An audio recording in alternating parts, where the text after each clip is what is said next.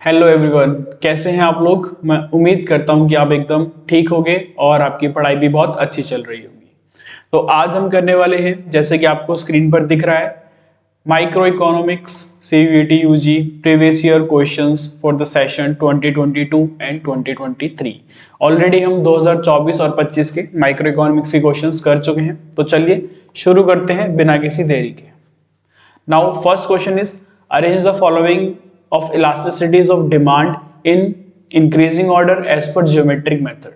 तो हमारा जो geometric method है उसके अकॉर्डिंग हमें क्या करना है, elasticity of demand को increasing order में बताना है। तो geometric order हमारा वही जो normal elasticity of demand का फॉर्मूला होता है, change in quantity upon change in price into base year price into base year quantity। ठीक है, तो इस मेथड से हमें क्या निकालना है, हमें इलास्टिसिटी ऑफ डिमांड को निकालना है। तो आप उसके लिए एक मैं आपको एक ट्रिक बताता हूँ बहुत अच्छी, जिससे आप फटाफट से इसका आंसर निकाल लोगे। पहले हम डायग्राम बनाते हैं इलास्टिसिटी ऑफ डिमांड के लिए। डिमांड कर्व का ये हो गया हमारा X axis, Y axis, zero price और यहाँ पर मिलेंगे क्वांटिटी। ठीक है, डायग्राम बनाते हैं। डिमांड कर्व क्या होता है, हमारा डाउनवर्ड स्लोपिंग होता है। इसमें हम डिमांड कर्व को ना ज्वाइन करते हैं थोड़ा सा यहाँ पे। ठीक है, वैसे डिमांड को कभी टच नहीं करता है प्राइस और क्वांटिटी लाइन को, लेकिन यहाँ पर करेगा। ठीक है, अब यहाँ पर ये क्या है, हमारा y पे टच हो रहा है, तो इसको हम बोलते हैं y इंटरसेप्ट। और यहाँ पर इलास्टिसिटी क्या होती है, हमारी इन्फिनिटी होती है। ठीक है, जहां पर y इंटरसेप्ट को टच करेगा हमारा डिमांड का, वहां पर हमारी इलास्टिसिटी कितनी हो जाएगी, इन्फिनिटी हो जाएगी। और जहां पर ये x एक्सिस को टच करेगा, वहां पे इलास्टिसिटी हमारी क्या हो जाएगी, 0 हो जाएगी। और इसका जो मिड पॉइंट है, यहाँ पर इलास्टिसिटी हमारी क्या रहेगी, 1 रहेगी। ठीक है, 1 और इन्फिनिटी के बीच में क्या होगी, ग्रेटर देन 1, और 1 और 0 के बीच में क्या हो जाएगी, लेस देन 1। तो आपको समझ में आ गया कि मिड पॉइंट पे हमारी इलास्टिसिटी कितनी है, 1 है, और y इंटरसेप्ट पे कितनी, इन्फिनिटी, और 1 और इन्फिनिटी के बीच में कितनी, ग्रेटर देन 1। और सिमिलरली यहाँ पर x इंटरसेप्ट पे हमारी इलास्टिसिटी कितनी है, 0, और 1 और 0 के बीच में कितनी है, लेस देन 1। चलिए, तो अब देखते हैं इंक्रीजिंग ऑर्डर। तो सबसे ज्यादा इलास्टिसिटी हमारी कहां पर है, जहां पर हमारा y इंटरसेप्ट है। तो इंक्रीजिंग ऑर्डर, तो सबसे पहले हम सबसे कम देखेंगे। तो सबसे कम इलास्टिसिटी कहां पे, हमारा x एक्सिस है, x इंटरसेप्ट है। तो सबसे कम होगी इंटरसेप्ट ऑन x एक्सिस, ये क्या है, सबसे कम इलास्टिसिटी है। फिर उसके बाद हमारी आएगी ये मिड पॉइंट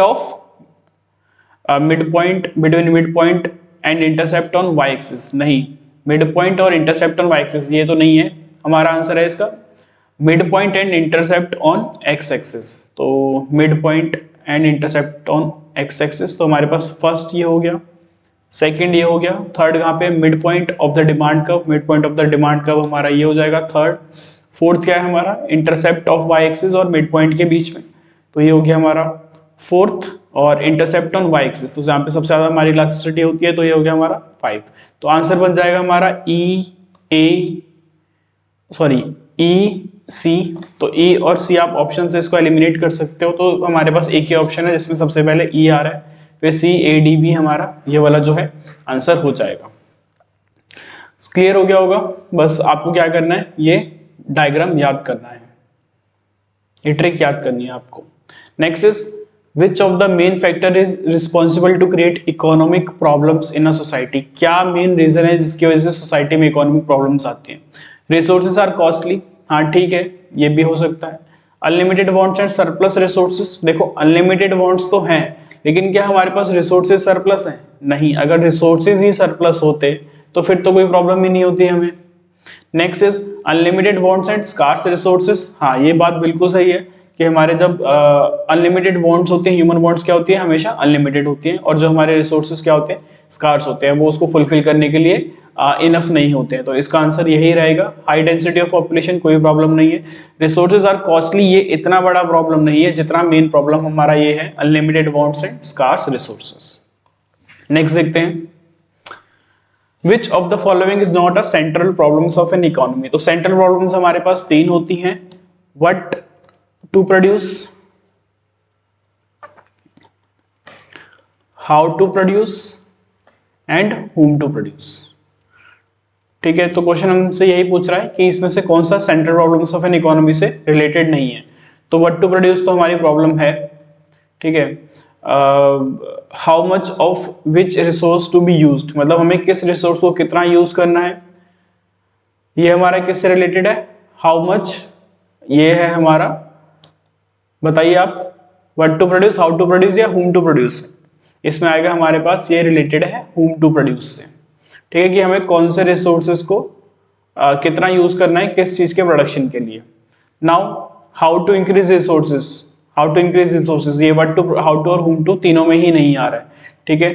तो ये वाला जो है हमारा is not a central problem of an economy. Distribution of final produce among the individuals की रिच क्लास को हमें गुड्स देने या पुअर क्लास को हमें देना है, तो ये भी हमारा whom to produce से ही रिलेटेड है, ठीक है। तो ये फर्स्ट, सेकंड और फोर्थ जो है हमारे सेंट्रल प्रॉब्लम से रिलेटेड है। जो थर्ड पॉइंट है ये नहीं है, तो हमारा आंसर क्या हो जाएगा, थर्ड हो जाएगा। नेक्स्ट है हमारे पास Which of the following is studied under microeconomics? तो हम माइक्रोइकोनॉमिक्स में क्या करते हैं, हम इंडिविजुअल बिहेवियर पढ़ते हैं, ठीक है। हम क्या पढ़ते हैं इसमें, इंडिविजुअल बिहेवियर। इंडिविजुअल बिहेवियर किसका, हम एक इंडिविजुअल बिहेवियर एक कंज्यूमर का पढ़ सकते हैं, ठीक है, या फिर हम पढ़ सकते हैं एक इंडिविजुअल मार्केट का बिहेवियर, ठीक है। बेसिकली हम इंडिविजुअल यूनिट का बिहेवियर पढ़ेंगे। तो इसमें national income of a country, national income तो हम किस में पढ़ते हैं, माइक्रो इकोनॉमिक्स में पढ़ते हैं। कंडीशन ऑफ अनएम्प्लॉयमेंट, ये इनकम, अनएम्प्लॉयमेंट, आउटपुट, एम्प्लॉयमेंट, ये सब हम किस में पढ़ते हैं, मैक्रो इकोनॉमिक्स में, तो ये भी नहीं होगा। Textile industry, revenue deficit of the country, तो कंट्री का डेफिसिट की बात हो रही है, तो ये भी नहीं होगा, ठीक है। तो हमारा आंसर क्या है, टेक्सटाइल इंडस्ट्री। मैंने अभी आपको एग्जांपल में बताया, इसमें हम इंडिविजुअल बिहेवियर पढ़ते हैं। तो जो हमारा टेक्सटाइल इंडस्ट्री है वो क्या है, एक सिंगल मार्केट है, सिर्फ टेक्सटाइल की बात हो रही है यहाँ पे और किसी चीज की बात नहीं हो रही है, तो ये हमारा किस में आएगा, माइक्रो इकोनॉमिक्स में आएगा। Therefore the answer is third. चलिए आगे देखते हैं। Which of the following statement is not related to normative economics? तो पहले तो हमारे पास दो टाइप की इकोनॉमिक्स होती है इस सेंस में, एक होती है पॉजिटिव और एक होती है नॉर्मेटिव, ठीक है। पॉजिटिव इकोनॉमिक्स हमें बताती है फैक्ट, फिगर्स, ठीक है, जो एक्चुअल पोजीशन है हमारी वो हमें क्या, कौन बताता है, पॉजिटिव इकोनॉमिक्स बताती है। फिर आती है हमारे पास नॉर्मेटिव इकोनॉमिक्स। नॉर्मेटिव इकोनॉमिक्स हमें बताती है व्हाट ऑट टू बी, कि क्या होना चाहिए, ठीक है। तो अब इसको ऑप्शन से देखते हैं। First is it prescribes norms of welfare of the society. Normative economics norms बताते हैं कि क्या होना चाहिए सोसाइटी में, बिल्कुल सही बात है ये। It regulates in order to achieve idealized norms, हाँ बिल्कुल, नॉर्म्स की बात होगी तो वो नॉर्मेटिव होगी ही होगी। It explains ideal situation and gives policy prescription explicitly. तो ये आइडियल सिचुएशन को एक्सप्लेन करता है कि जैसे कि India is there is inflation in India, तो इन्फ्लेशन शुड बी कंट्रोल। तो आइडियल सिचुएशन हो गई ना कि इन्फ्लेशन जो है कंट्रोल होना चाहिए, तो ये भी हमारा नॉर्मेटिव इकोनॉमिक्स का पार्ट है। It explains actual behaviour of economic agent. तो एक्चुअल बिहेवियर तो हमारा किस में आता है, पॉजिटिव में आता है, तो ये वाला जो है हमारा पार्ट नहीं है नॉर्मेटिव इकोनॉमिक्स का। नेक्स्ट देखते हैं, the goods which can be used in place of each other. एक दूसरे की जगह हम उन गुड्स को यूज कर सकते हैं, वो कौन से होते हैं हमारे पास, normal goods, complementary goods, substitute goods और गिवन गुड्स। तो इसका आंसर है हमारे पास सब्स्टिट्यूट गुड्स। सब्स्टिट्यूट गुड्स कौन से होते हैं, जो हम एक की जगह दूसरा रिप्लेस कर सकते हैं। जैसे हमारे पास एग्जांपल हो गया टी एंड कॉफी, है ना। अगर टी का प्राइस बढ़ जाएगा तो लोग क्या करना स्टार्ट कर देंगे, कॉफी का कंजप्शन ज्यादा करना स्टार्ट कर देंगे। या फिर आप किसी कोल्ड ड्रिंक का एग्जांपल ले सकते हैं, जैसे अगर पेप्सी का प्राइस बढ़ गया तो आप कोका कोला की डिमांड बढ़ा दोगे, ठीक है। तो बेसिकली एक दूसरे की जगह पर ये गुड्स जो यूज हो सकते हैं, ये होते हैं हमारे पास सब्स्टिट्यूट गुड्स, ठीक है। नेक्स्ट देखते हैं, the demand for a good moves in opposite direction if change in the price of it's. अच्छा, डिमांड कहां जा रही है उस गुड की, अपोजिट डायरेक्शन में जा रही है। If the price of its price of its complementary goods, substitute goods, inferior goods और कंजप्शन गुड्स। सारे गुड्स कंजप्शन गुड्स होते हैं, तो ये वाला तो नहीं होगा, ठीक है। इंफीरियर कौन से होते हैं, जो चीप क्वालिटी का सामान होता है। अब एक बार देखते हैं क्वेश्चन क्या बोल रहा है, demand for a good moves in opposite direction if change in the price of it's, मतलब जैसे हमारे पास सब्स्टिट्यूट गुड्स हैं, ठीक है। तो सब्स्टिट्यूट गुड्स में क्या होता है, अगर प्राइस ऑफ पेट्रोल, नहीं पेट्रोल नहीं लेते हैं हम क्योंकि वो हमारा अलग एग्जांपल हो जाएगा। सब्स्टिट्यूट में भी हमने पीछे देखा था टी एंड कॉफी। तो अगर प्राइस ऑफ टी बढ़ गया, ठीक है, तो इससे क्या होगा, डिमांड ऑफ कॉफी जो होगा वो क्या हो जाएगा, इंक्रीज हो जाएगा। तो ये क्या है, प्राइस ऑफ टी बढ़ा, डिमांड ऑफ कॉफी बढ़ा। तो इन्होंने क्या बोला, डिमांड और प्राइस जो है वो अपोजिट डायरेक्शन में जाने चाहिए, लेकिन ये तो सेम डायरेक्शन में जा रहे हैं, तो सब्स्टिट्यूट गुड्स नहीं होगा, ठीक है। कॉम्प्लीमेंट्री गुड्स देखते हैं। कॉम्प्लीमेंट्री क्या होते हैं, जैसे कि प्राइस ऑफ पेट्रोल और डिमांड ऑफ कार। ठीक है, अगर पेट्रोल का प्राइस बढ़ेगा तो कार का डिमांड क्या हो जाएगा, कम हो जाएगा। ठीक है, कॉम्प्लीमेंट्री गुड्स कौन से होते हैं, जो एक के साथ दूसरा हमें कंज्यूम करना पड़ता है, यूज करना पड़ता है। तो यहाँ पर अगर प्राइस ऑफ पेट्रोल बढ़ रहा है तो डिमांड ऑफ कार क्या हो जाएगा, कम हो जाएगा। तो यहाँ पे जो क्वेश्चन ने बोला था कि अपोजिट डायरेक्शन में जाना चाहिए डिमांड और प्राइस, तो किस में होता है, कॉम्प्लीमेंट्री गुड्स में। That is why the answer is first, inferior goods नहीं होगा। ठीक है, इंफीरियर गुड्स कौन से होते हैं, जो चीप क्वालिटी प्रोडक्ट्स होते हैं। नेक्स्ट देखते हैं, if the price of coffee increases then the consumption of tea also increases, it implies that tea and coffee are। अगर देखो क्या बोला क्वेश्चन ने, प्राइस ऑफ कॉफी जो है वो इंक्रीज हो गया तो इससे क्या हुआ, the consumption of T also increases. तो कंजप्शन या डिमांड एक ही बात है, डिमांड ऑफ टी जो है वो क्या हो गई, इंक्रीज हो गई। इसका मतलब है कौन से गुड्स हैं, एक का प्राइस बढ़ा और दूसरे की डिमांड बढ़ गई, ये हैं हमारे सब्स्टिट्यूट गुड्स। अभी हमने इनको पीछे डिस्कस करा था। ठीक है, पेरिशेबल गुड्स कौन से होते हैं, कॉम्प्लीमेंट्री गुड्स कौन से होते हैं, गिवन गुड्स कौन से होते हैं। आई होप आपको ये पता होगा। Car and petrol are the example of, तो अभी हमने पीछे बढ़ा, कार और पेट्रोल क्या है, ये दोनों गुड्स एक साथ ही हमें यूज करने पड़ते हैं, कंज्यूम करने पड़ते हैं, तो वो होते हैं हमारे कॉम्प्लीमेंट्री गुड्स। नॉर्मल, इंफीरियर और सब्स्टिट्यूट नहीं होगा इसका answer. Answer is fourth. Those goods which can be used together are called, वो सामान जो साथ में यूज करा जाता है। तो अभी हमने पढ़ा, ये हमारा क्या है, कॉम्प्लीमेंट्री गुड्स है। ठीक है, आगे चलते हैं। क्वेश्चंस बहुत इजी हैं। बेसिकली हमारे पास ना जो 22 और 23 का था उसमें माइक्रो इकोनॉमिक्स बहुत ज्यादा आई भी नहीं थी, बहुत कम क्वेश्चंस थे, और यही जो हमारे डिमांड और बेसिक इलास्टिसिटी से रिलेटेड क्वेश्चंस है वही आए थे। जो आपका सप्लाई हो गया, रिवेन्यू हो गया, वहां से कोई क्वेश्चंस नहीं आए थे। ठीक है, आगे देखते हैं। आंसर इज सेकंड, बिल्कुल। Elasticity of demand is constant and equal to 1 at every point on the demand curve। तो जब हमारा डिमांड कर्व जहां पर सारे पॉइंट पर इलास्टिसिटी क्या होगी, 1 होगी, तो उस केस में हमारी क्या होती है शेप। जैसे अगर मैं ऐसे बनाता हूं, तो अभी हमने पीछे एक डायग्राम देखा जिसमें हर पॉइंट पर हमारी इलास्टिसिटी क्या थी, डिफरेंट थी। ठीक है, यहाँ पर हमें वो चीज नहीं करनी है, हमें एक पॉइंट पर जो है इलास्टिसिटी क्या आनी चाहिए, सेम आनी चाहिए। ठीक है, तो इसके लिए हमारा डिमांड कर्व बनता है ऐसा। ठीक है, ये इसकी शेप क्या होती है, रेक्टेंगुलर हाइपरबोला, यानी कि जितना प्राइस में चेंज आएगा उतना ही जो है क्वांटिटी में चेंज आएगा। अगर हमारा ओरिजिनल प्राइस P था, ओरिजिनल क्वांटिटी Q थी। ठीक है, अगर हमने प्राइस को P1 कर दिया तो हमारा डिमांड कितना हो जाएगा, Q1 हो जाएगा। तो जितना प्राइस कम हुआ उतनी ही क्या हो गई, सॉरी, जितना प्राइस इंक्रीज हुआ, प्राइस हमारा P से P1 हो गया, तो जितना प्राइस इंक्रीज हुआ उतनी ही डिमांड क्या हो गई, कम हो गई। ठीक है, सिमिलरली अगर प्राइस हम P से P2 कर देते हैं, ये वाला पॉइंट P2, तो डिमांड हमारी Q से क्या हो जाएगी, Q2 हो जाएगी। इसका मतलब प्राइस जितना से फॉल कर रहा है उतना ही से हमारा क्या हो रहा है, क्वांटिटी बढ़ रही है। तो इसमें क्या है, हमारा इलास्टिसिटी ऑफ डिमांड इसमें क्या होता है, हमारा 1 होता है। ठीक है, आई होप क्लियर हो गया होगा।